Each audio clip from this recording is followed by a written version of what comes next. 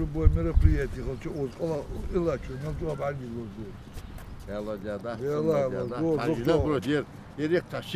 он поглощает, а тот отражал.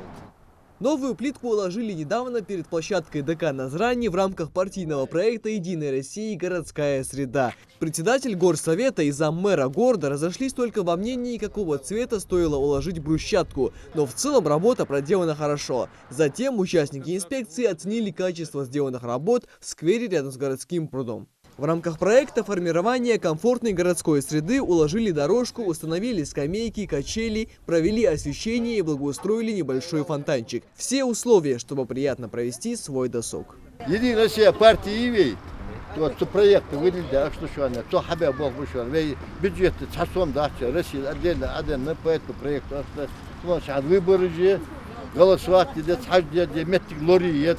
А в дальнейшем в сквере планируют построить воркаут-площадку, дополнительно высадить деревья и цветы. Общественный контроль ведется, чтобы выделенные субсидии превратились в комфортные дворы, скверы и улицы.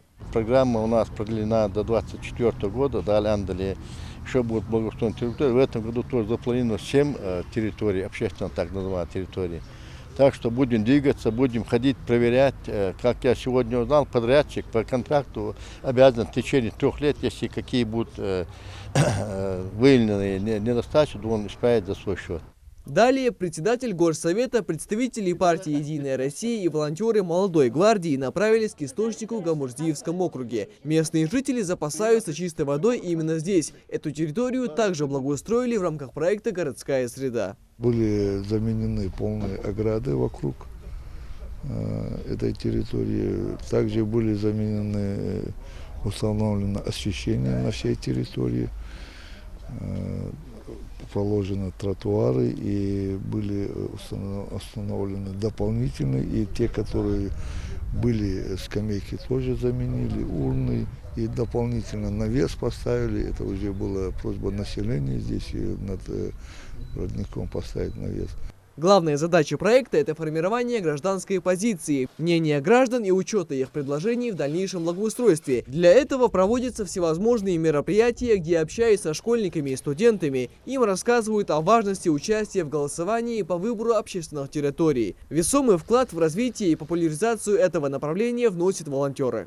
تاهن واقع تردج دوجو بالخا تربية بوجو بالخا واقع أناليزو تها تخين خو فدس دك مو قاستي ناخ منيني خو ناخ فوال خو ناخ عمبوي حكمش اشت بوغ موت بيقو وزجر. В 2021 году в республике планируется благоустроить 34 территории на общую сумму 135 миллионов рублей. В проекте участвует 9 муниципальных образований, а основной акцент делается на городские территории. Микаил Тангиев, Рамзан Зурабов, Новости 24.